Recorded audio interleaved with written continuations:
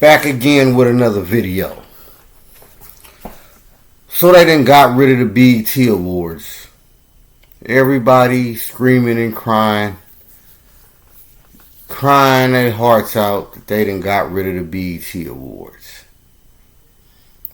So, and I mentioned this before, you see the world is changing right in front of your eyes. Most of you don't even realize it. The world done pretty much changed. The shift didn't happen. And a lot of the stuff we seeing is the residual after effect in a lot of ways, if you ask me, kind of reshuffling or breaking up. So let's talk about this whole BET Awards getting canceled. Alright, well, for the most part, honestly, most of us, black people, don't give a damn. We can care less. Due to the fact that, as far as we concerned, BET been stopped representing us in a proper light. Just pretty much perpetuating the stereotypes. Then more recently, the issue with tetherism. And just, ironically, underrepresentation when it comes to black entertainment television. So we've been stopped supporting them, and for a whole lot. Now they've been some support, but for the most part we ain't been messing with BET, which is probably one of the reasons they got a reshuffle. But anyway, let me break it down. I don't want to get too ahead of myself, but yeah, most of us don't care. We like so, and it's pros and cons to everything. So let's break it down. So according to this report, it says, well, it leads with the question, are the BET Awards getting canceled permanently? BET recently confirmed that the Soul Train Awards and the Hip Hop Awards have been suspended indefinitely. Then it reads further, in a conversation with this BET CEO Scott Mills, he explained that the network is not eliminating these shows, but rather re-imaging them for today's shifting media landscape. So then again, it's pretty much over with. Over with for the the hip hop and the Soul Train. It's over with. And matter of fact, let me read further. Alright, it continues with, since launching in 2006, the annual BET Hip Hop Awards has created a unique space for rap and hip hop culture to take center stage. Through the years, the ceremony became one of the few nationally broadcast events where hip hop's full brilliance, from underground barsmiths to arena headliners, got its flowers in real time. Meanwhile, the Soul Train Awards carried the unmistakable fingerprints of Don Cornelius, the creator of the original Soul Train program. Since 1987, the show celebrated soul, R&B, and black excellence over time, serving as a time capsule and love letter to black music and talent that shaped it.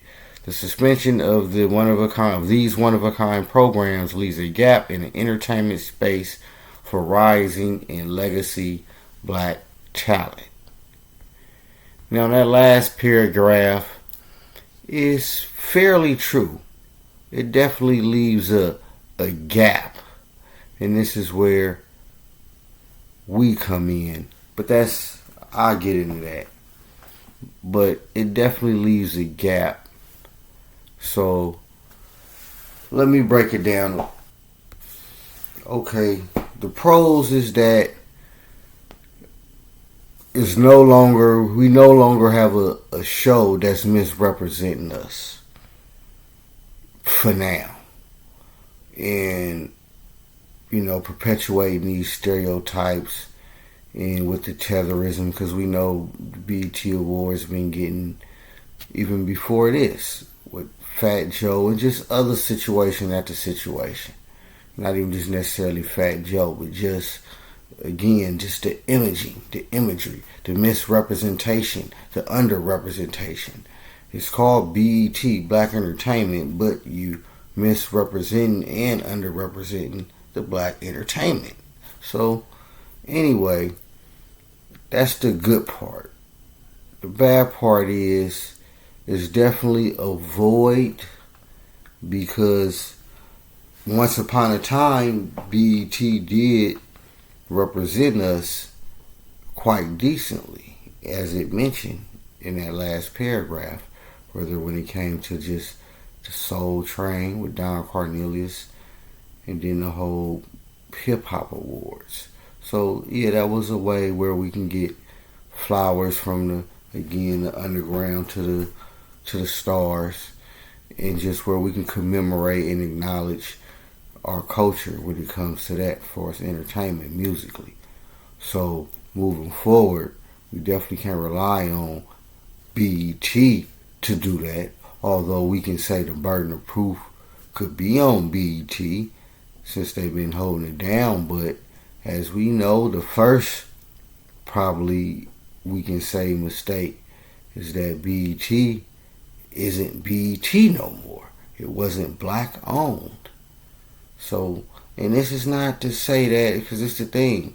This is not to say someone, a non-African American or a non-black, can't provide a pivotal contribution, even as a general manager, as a CEO, even though he may not be African American, but he's not necessarily chipping in when it comes to the creativity, but more or less as far as the business. So I can see that, because you want to hire the best person for the job, regardless of race.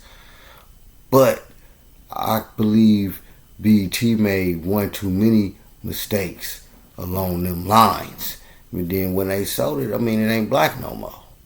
Even if they hired black people. And that is something that happens more or less from the top down.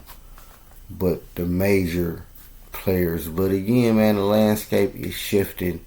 So I ain't going to get too caught up in what I'm saying, y'all. I ain't going to go too deep down a rabbit hole. But the point is, BET, they getting rid of them awards, and it's definitely going to be a void, and that's something that we need to address, and we can't necessarily wait on BET or any other major network to come with it.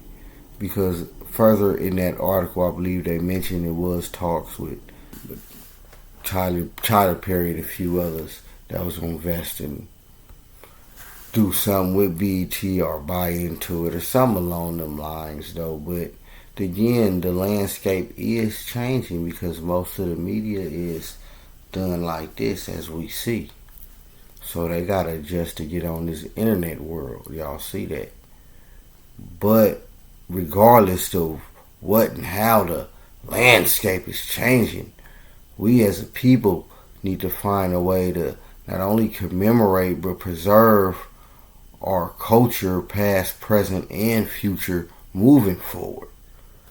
That's the main point. And be able to hold it and protect it, and not letting it get abused. And put some, rules and regulations on it. You understand? Like, seriously. And harness it in a way to where it can benefit us all. But that's pretty much what I feel, man, that on first thought when it comes to the whole BET canceling these awards. Again, I've been stopped watching BET, as probably most of you have, you too, so we're not really tripping, but on the flip side, we definitely moving forward need to come with something else, something a little better, and we can't really wait on them, even if they got good intentions behind it or not. We still can't wait on them. So this opportunity, I look at it like that, for us to take the torch, but the burden of proof is on them as well. But y'all let me know what y'all think, man, or how y'all think about that, the whole BET, man. I just want to fill y'all in on this right quick, because a lot of us grew up on BET, just like we grew up on a lot of these major companies that ain't around no more. So for the new blood growing up, we gotta have something for them. You understand?